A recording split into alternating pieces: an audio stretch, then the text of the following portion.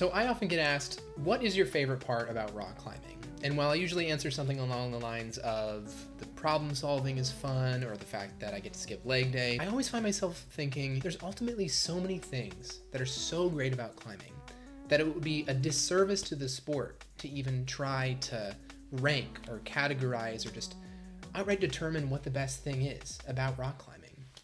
And so, in complete disregard of that, so I feel like the best place to start this list is where most people find themselves starting with climbing, and that's the holds. So let's just get started with the hold of all holds, jugs. Now, if you ask me, jugs are like the old high school friend. They're people that, back in the day, they really helped prop you up. But as you grew up and as you started moving on to bigger and better things, they really just started not being that great. So I think I'm gonna go ahead and probably have to put jugs in C tier, just because that's probably the type of friend that I've been to the person I was just describing. Crimps, on the other hand, that's like the friend that you meet in college who's like kind of insane, but like super fun also. You never know if they're just like completely on the edge of disaster, but just being around them is way too fun to ever let them go. But then sometimes if you hold on to them too hard, you get hurt. I'm gonna be putting them in A tier. My take on slopers might be a little bit controversial. Slopers are the type of hold that is like a crazy I'm just kidding. I think slopers are the hold that really start to be that barrier between like a good climber and a great climber. Holding on to a sloper requires a level of strength that like only a rock climber can have. It's kind of ironic because when people think of crazy rock climbers, they think, oh yeah, you're holding on to really tiny things and like, upside down climbing without ropes, and we'll get into that later. Slopers being just sort of these like inconsequential looking holds and yet super hard to hold on to, it kind of just like flips the whole idea of what makes like a really technical and really good climber on its head. And I think that's really interesting. But I think slopers are really cool. And like crimps, I'm gonna put them in A tier. Pinches, that's also kind of like big boy climbing, or big girl, or big person. A little bit lower barrier to entry. You can see a pinch on some lower graded problems, whereas you probably wouldn't see as many slopers. With slopers, it's kind of like you have it or you don't. But with a pinch, it almost feels like you can do it a little bit more quickly. So I'm gonna put those also in A tier, but above slopers. I don't think this is gonna be controversial at all. I'm just gonna go right out and say it. Fuck pockets. Pockets are the reason that I have an injury in my right hand pulley, and I think are the reasons why a lot of people have injuries, especially when you start to get like 2-finger pockets or even 1-finger pockets. If you're somebody that really likes pockets, I'm sorry. I don't know who hurt you. D tier. Honestly, I don't have an F tier because I didn't feel like being that negative today, but if I had one, just know that pockets would probably be in there. Baby head climbing hold. I'm putting that in S tier. And I don't even feel like I have to explain why. Next up is footholds. What would a climb be without footholds? It would be a campus fest. If not for footholds, the world would be a disaster. We're gonna put those in B tier though. Now, this next appearance of footholds is when footholds are used as handholds. And I think that that's interesting, but it ultimately just kind of ends up feeling awkward, and it's just like a worse version of a pinch or a crimp. Now that we've gotten through the climbing holds, we're gonna start talking about types of climbing, styles, you might say. So we're gonna start off with my personal favorite, bouldering. It's just so fun. It's all the problem solving that you could ask for in climbing. And so for me, it's an easy top of A tier. The only reason it's not S tier is because I feel like if I put it there, you just think that I'm just like a boulder bro, which I assure you I'm not. Top roping. You literally are depending on another human being to make sure that you don't die if you fall. And I think that's pretty metal. So I'm gonna just put that in S without even elaborating any further. Auto belay. That is the lonely person's top roping. If you want somebody to climb with, I'm here for you. I'm gonna put that in D tier. Lead climbing. I have not lead climbed before. S tier. Static climbing. Now this is controversial. People who watch YouTube videos online don't like watching static climbing unless it's like really crunchy. I just feel like I enjoy finding solutions to boulder problems that don't, require me to jump around, ones that kind of feel like I have to put my body in interesting configurations. But I'll admit that that's like an advantage that I have from being a little bit taller. So I'm gonna put that right next to bouldering in A tier. Charlotte? Hi. Come on in. It's perfect timing because what would you say dinos go into? Definitely hard C, because I don't know how to do them. But if I did know how to do them, hard A. Yeah?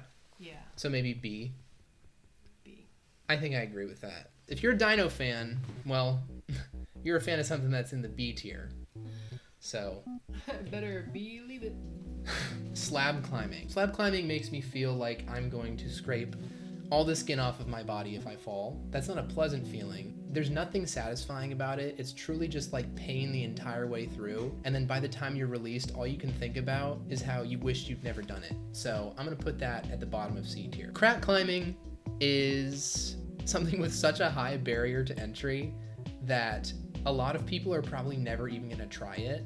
And I think that it's better off that way. Crack climbing is literally like something that if you do it incorrectly, something in your body is going to break. I'm gonna put it at the bottom of C tier, below slab climbing. Next up is overhung climbing. Overhung, I would argue, is probably one of the most iconic types of climbing. People who hear about climbing think of people like swinging off the top of a big ledge, you know, their legs cutting loose and like recovering something at the last instant. Pieces of rock are crumbling off the cliffs. It's the most epic moment ever. I mean, it is truly the most picturesque type of climbing. I feel like 90% of the things that get uploaded to like Instagram or YouTube are people like doing overhangs just because it looks so cool. I mean, guilty as charged. You have to balance your strength with technique, good foot placement. It just feels satisfying to do. It looks super cool. Easy, bottom of S tier. Kilterboarding is what the tech bros of climbing do. And I have no disrespect for any tech bros, but I am not one of those people. I've never really gotten into kilterboarding, but I definitely respect the grind of people who do it. There are people I know who like literally only do kilterboarding. Seems cool. I think it is cool. You're cool if you do this, but also D tier. Free solo climbing. Free solo climbing is what everybody who doesn't know about climbing thinks about climbing. That's a good thing and a bad thing, because if I want to impress somebody, I can make them think I'm this death-defying adrenaline junkie. But if there's somebody that cares about me, they think I'm like insane. The barrier to entry is super high. Not that many people are going to do it in their experience climbing, and it's probably better off for that. But it has just this like primal appeal of just insanity that like, right? None of us can help but watch it happen. I think I'm gonna put that at the top of A tier. Speed climbing. Where would climbing be without speed climbing? I would argue exactly where it is right now. I'm not the only person that thinks speed climbing is weird, right? But I'll put it in an S tier, S for speed. Okay, this next one is the no fall mindset. I'm not sure if this is correct, but the no fall mindset is like probably the most viewed YouTube short related to climbing like on the entire platform. And it's literally just this guy. I flick on what I call the no fall mindset. It's just the most like don't fall type of attitude I've ever seen. It's just so like ridiculous. So bottom of D tier.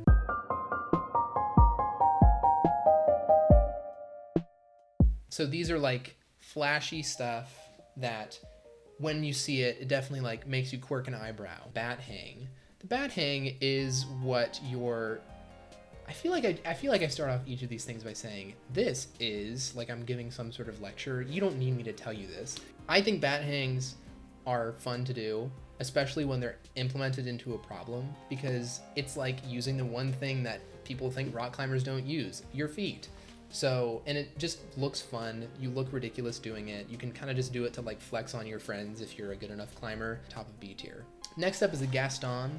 The Gaston is kind of like a blink and you miss it type of move, but it's where you go like this, like find some sort of thing and just really like engage your shoulders. I mean, like if somebody has super shredded back muscles, when they do a Gaston, you can tell. I'm gonna put that in the middle of A tier. Figure fours. Very uncommon. I mean, maybe you don't even know, but it's when you do this, it's like an ice climbing move. If I ever have the chance to like do one of those, I will try, because it's just so damn fun to do them. Upside down shenanigans in rock climbing, especially involving like in a super awkward body position are things that I'm always here for. So I'm gonna put that in the bottom of S tier. Knee bars, again, upside down, leg using shenanigans. You jam your leg right into a rock and you stay static. I mean, what more could you ask for, right? It's like literally the lead climber's dream. Honestly, it's just so satisfying to pull off.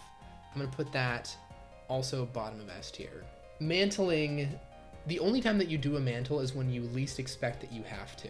And so I'm always doing mantles like at the end of a climb that I thought was already hard enough, and then it's like, oh, you gotta like really press at the top. Yeah, I don't know, they're all right. I'll just put them in B tier because it's looking a little lonely.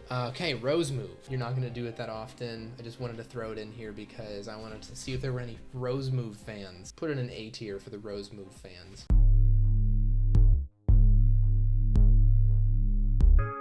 All right, we're getting close to the end of this tier list. We're in our second to last section, which is of course tools that people at the rock climbing gym use. Now this could be basically anything that improves or impacts your performance as you're climbing on the wall. So I'm just gonna start with something that completely violates that definition, which is the Makita drill. Now, anyone who has seen a rock climbing setter set a climb has probably seen a Makita drill. The sound that it makes, it's so soothing. Top of S tier, right below the baby head. Rental shoes, D tier. Climbing tape, who needs physical therapy? A tier. Chalk bags. I think this one depends on how cool your chalk bag is, because if you have like a super mid design, like it's just disappointing, right? It's like, why did you spend all that money on something that just like doesn't even add anything to your personality? Like if you're gonna have a chalk bag, I'd rather it look like, I don't know, fucking Baby Yoda or something. Shout out to my Baby Yoda chalk bag owners. We're gonna put that in a B tier. Chalk buckets is like your older brother has a chalk bag. I don't think I've ever seen somebody who doesn't climb at least V8 with a chalk bag. So maybe that'll be like what I need in order to get to V8. You know what? If you have a chalk bag, you're epic. So S tier. Crayola chalk, not awesome for climbing, but a great snack. B tier. Canvas pants. S tier. Hangboards. If you start hangboarding too early, your fingers will snap in half. If you start doing it too late, your fingers will snap in half. If you exercise on it too long or too little, your fingers will snap in half. But it has great advantages. Middle of A tier. And God, I'm just like looking at this right now. Like literally this is just the most incomprehensible thing ever, right? All right, climbing shirtless. The fact that it's just so correlated with people who are just like dickheads at the gym, I feel like makes it, I can't put it any higher than B tier, but I'll put it at the top of B tier just because like, obviously. Yerba mate. Now, what would climbing be without yerba mate? If your local climbing gym does not have yerba mate, you are being scammed. Top of S tier.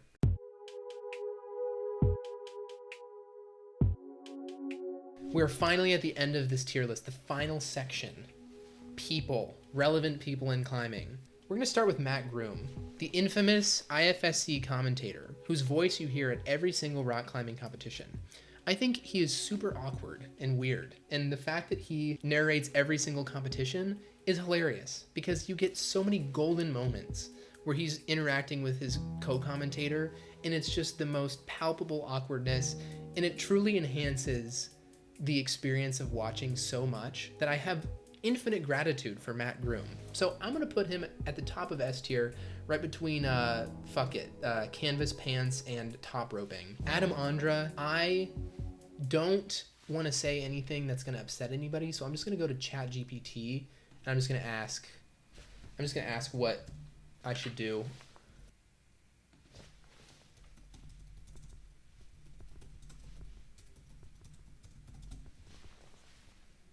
Okay, right below Crayola chalk. Magnus Midtbo. Magnus Midtbo is the face of climbing YouTube. I don't think any climbing YouTuber would have anything without the influence that Magnus Midtbo has had on the whole community. I think he's only a couple videos away from doing ketamine with sharks. I'm gonna put him at the top of A tier. Alex Honnold makes me upset because he's always going to be the more relevant Alex in rock climbing. I can't forgive him for that, but his name is too awesome that I'm gonna put him at the top of A tier. And finally, Janja Garnbrut, considered by many to be the greatest climber of all time, greatest female climber of all time. all time. But let's be honest, she's so far ahead of all other female climbers that like she's possibly the greatest climber of all time. You know, this has been quite a journey that we've been on with each other today, and I want to be sure that we end off on a really satisfying note. So knowing that Janja Garnbrut is just one of the best climbers ever, I feel like I have no choice but to put her at the bottom of D tier.